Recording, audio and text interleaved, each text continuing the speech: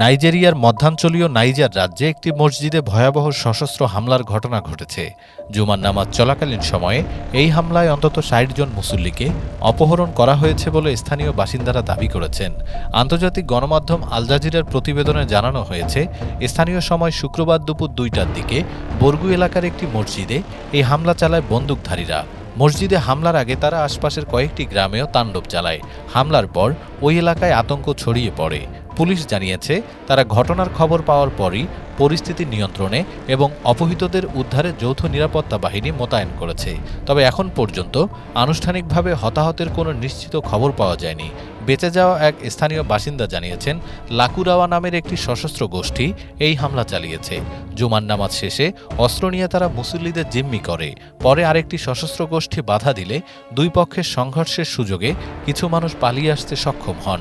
নাইজেরিয়ার মতো এলাকায় এমন মর্মান্তিক ঘটনা বারবার ঘটে চলেছে, যা সাধারণ মানুষের নিরাপত্তাকে চরম ঝুঁকির মুখে ফেলেছে। এই ধরনের নৃশংস হামলা বন্ধে প্রশাসনের আরও কঠোর ভূমিকা হওয়া উচিত বলে মনে করছেন বিশেষজ্ঞরা। ডেস্ক রিপোর্ট, বাংলাদেশ সময়।